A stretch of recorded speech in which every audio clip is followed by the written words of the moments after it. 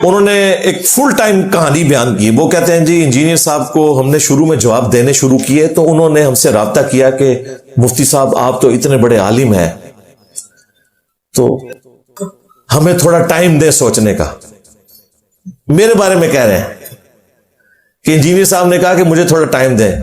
और फिर आगे स्टोरी में देखें रंग क्या बार है। कहते मैंने 6 महीने तक इंतजार किया लेकिन इन्होंने रविश नहीं बदली। फिर 4 महीने और फिर वो कहते हैं मुझे लगा ये इंजीनियर तो हमें कहानियां करवा रहा है, ये टाइम गेन करने की कोशिश कर रहा है। तो फिर हमने इसको जवाब दिया। हमें तो कोई ऐसा जवाब नहीं नजर आया। दूसरा, मेरे स्टूडेंट्स शुरू से मेरी तबीयत जानते हैं।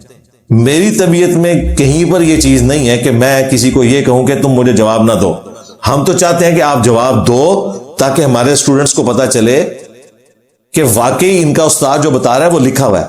मुझे बताएं, मुफ्ती अब्दुल वाहिद कुरैशी साहब या मुफ्ती तारिक मसूद साहब अगर थानवी रसूलुल्लाह का दिफा ना करते पढ़ पढ़ के, तो आप लोगों को कभी शैतान ये वसवसा दिला सकता था कि ये थानवी साहब की तरफ मंसूब जो रसाला है इंजीनियर ने खुद लिख दिया है?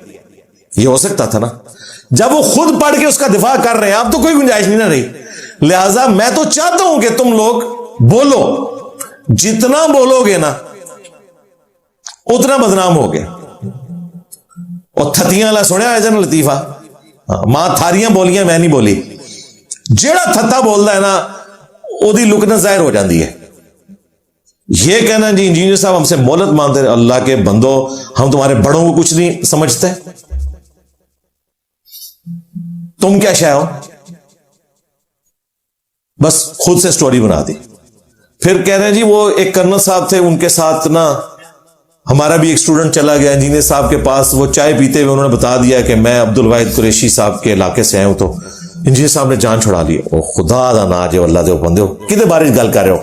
मेरे नबी साहब है ही कोई नहीं, तेरे बाबे थे शाह ही कोई नहीं, हम तुम्हारे बड़ों को कुछ नहीं समझते। कोलू स्टोरियां बनाई आ रहे हो।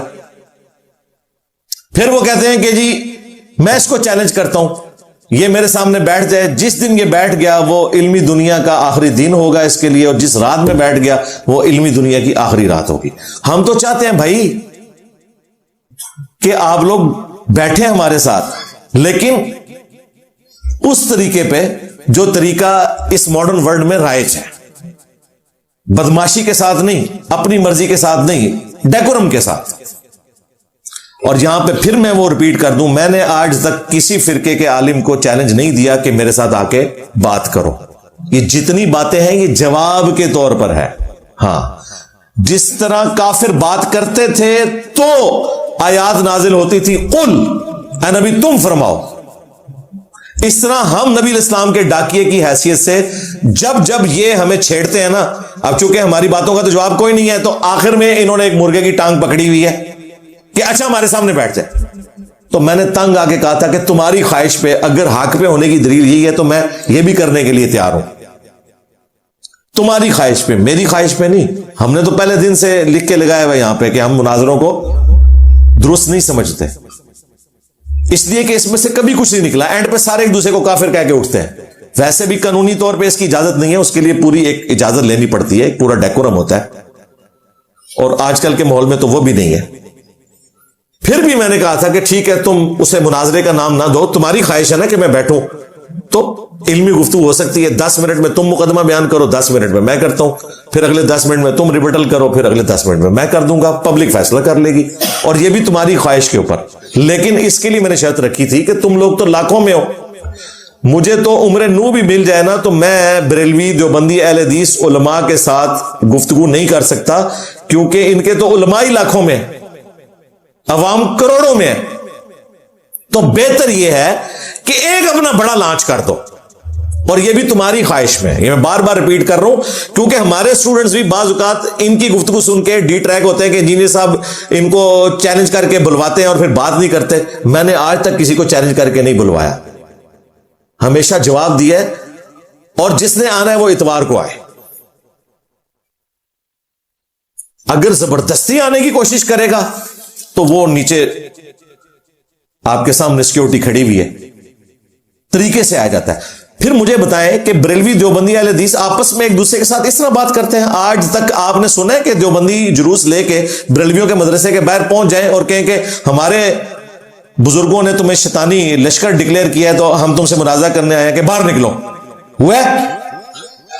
आज तक बरेलवी पहुंचे कभी देवबंदियों के मदरसे के बाहर कि हमारे आला हजरत ने तुम्हें मुर्तद और वाजिबुल कत्ल डिक्लेयर किया तो हम आपको शहीद करने आए, बाहर निकलो? इधर क्या लेने आते हो? शरारत करने। वरना अगर ये मुखलिस है तो आपस में तो एक दूसरे को काफिर कहते हैं ना, तो एक दूसरे के मदारिस में भी जाया करें ना, इस तरह मॉब लेके। नहीं जाते क्यों? वो कहते हैं भाई ये सारी दुकानें चल रही थी, इंजीनियर साहब कितों आ गए ने सारी दुकानदारी खराब करन। हालांकि मैंने दुकानदारी खराब नहीं की, वल्लाह पहले दिन से ना कोई चंदा बुक बनाई ना कोई मस्जिद बनाई, ये जगह भी किराए के ऊपर है। चंदा इनको देते हैं, नमाजें इनके पीछे पढ़ते हैं, सिर्फ इसलिए कि ये बहाना ना इनको मिल जाए कि इंजीनियर साहब भी एक फिरका लॉन्च कर रहे हैं, उससे ही कमाई करेंगे, क्योंकि इनको पता है इनके बड़ों ने इसी तरीके से अपनी दुकानदारी चमकाई थी ना। ये जितनी गालियां मुझे देते हैं ना, असल में ये समझते हैं कि हमारे बड़े भी इसी किस्म के फ्रॉडिये थे, इंजीनियर भी यही करता होगा, इसने भी कोई चंदा बुक बनाई होगी, ये भी मस्जिदें बनवाता होगा, ये भी कहता होगा कि फलां के पीछे नमाज नहीं होती। मैं तो बिल्कुल इसके उलट हूं। तुम्हारे बुजुर्गों की एक खूबी जो तुम बताओ और वो हम में मौजूद ना हो, और तुम्हारे बुजुर्गों की एक गंदगी बताओ जो हम में मौजूद हो, और हमारी कोई एक खूबी जो तुम्हारे बुजुर्गों में मौजूद हो। तो मैंने कहा था कि आप अपने बड़े को लॉन्च करें, वो भी आपकी ख्वाहिश के ऊपर। ये किस दिन बड़े काम आने? हमारे सहाबा कराम पे जब बुरा वक्त आया गज़वा हुनैन के मौका पर, तो अल्लाह के महबूब अलैहिस्सलाम को 12,000 का लश्कर छोड़ गया था, सिर्फ 80 बंदे साथ रह गए थे। सूरह तौबा में आया कि तुम्हारी कसरत ने तुम्हें ताज्जुब में डाल दिया। एक मुतकब्बराना जुमला सहाबा कराम की जुबान से निकल गया कि हम बदर में 313 थे, गालिब आए, आज तो हम इतने ज्यादा हैं। 12,000 थे, सिर्फ 80 रह गए। उस वक्त लीडरशिप का पता चला। नबी अलैहिस्सलाम अकेले अपने लश्कर को लीड करते हुए आगे बढ़े, अपने खच्चर पे बैठे हुए, और आपके चचाजाद थे अबू सुफियान बिन हारिस। ये वो मामू के अबू नहीं है, ये नबी अलैहिस्सलाम के चचाजाद हैं। वो खच्चर की मुहार पकड़े हुए आगे आगे चल रहे थे, और नबी अलैहिस्सलाम खच्चर पे आगे बढ़े। अनन नबी ला कज़िब अना इब्नु अब्दुल मुत्तलिब, मैं नबी हूं, इसमें कोई शक नहीं, मैं अब्दुल मुत्तलिब का बेटा हूं, इसमें कोई शक नहीं। लीडर का तो उसी वक्त पता चलता है। आज जब तुम्हारे फिरकों में बुरा वक्त आया है और तुम ये कह रहे हो इंजीनियर हमारे सामने बैठता क्यों नहीं है, तो मैं तैयार हूं, निकालो बड़े को, हवा लगवाओ, तुम्हारी ख्वाहिश के ऊपर। मुफ्ती तकी उस्मानी साहब कहें कि मैं हूं मुफ्ती तकी उस्मानी, देवबंदियों का इमाम, मुफ्ती आजम प्लेनेट अर्थ देवबंद, इंजीनियर बाहर निकल मैं बात करता हूं। यकीन करें हमारी एकेडमी में मैं उनको ऊपर बैठाऊं, सामने कदमों में बैठूं, और फिर मैं उनसे थानवी रसूलुल्लाह वाला कलमा सुनूं, जैसे निकाह के ऊपर कलमे सुनते हैं। मैं थानवी रसूलुल्लाह वाला मसला आज फिर हल करना है, छड़दा ना नसण ना देंदा तुहानू। मुफ्ती मुनीवर मान साहब आए, ऊपर बैठाऊं, सामने बैठ के चिश्ती रसूलुल्लाह वाला कलमा सुनूं उनसे, जैसे निकाह पे आपसे कलमे सुन रहे होते हैं, जो कुरान सुनने से साबित ही नहीं सुनना।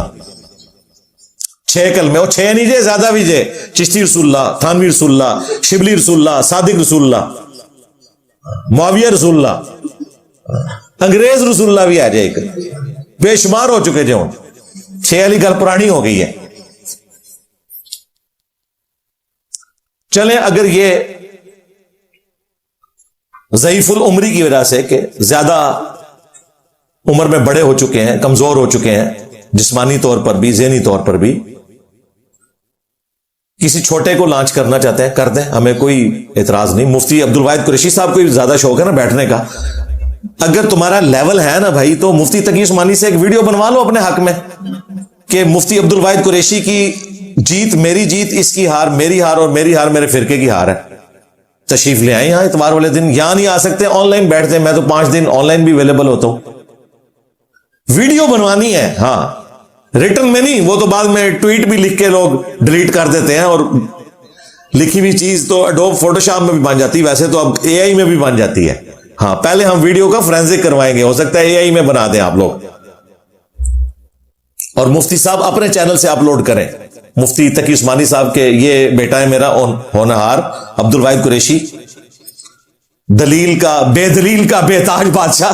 हाँ, तो इसको मैं लॉन्च कर रहा हूं अपनी तरफ से। इसकी जीत मेरी जीत, इसकी हार मेरी हार है, तो मैं तैयार हूं बैठने के लिए। इतना मुश्किल वक्त आया हुआ है, एक काम नहीं कर सकते, और ये इतने अरसे से मैं रिपीट कर रहा था, अब तो हमारे मुखालफीन ने भी ये बात मान ली है। पिछले दिनों मुफ्ती हनीफ कुरैशी साहब से एक पॉडकास्ट में बंदे ने पूछा कि ये जो इंजीनियर साहब बार बार डिमांड करते हैं कि बड़े को लॉन्च होना चाहिए, तो क्या मुफ्ती मुनीफ साहब को खुद सामने नहीं आना चाहिए या किसी को नॉमिनेट नहीं करना चाहिए? वो कहते हैं बिल्कुल ऐसे ही होना चाहिए, इसका मुंह बंद करें। लेकिन मुफ्ती साहब को पता है, वो तो खुद भाग गए। बस वो कहते हैं कि जी हम अपने प्लेटफॉर्म से अपने फिरके का दफा करते रहते हैं, करते रहेंगे, करते रहते थे, जलील होते रहते थे, जलील होते रहते हैं, जलील होते रहेंगे इंशाअल्लाह ताला। भाग गया ना।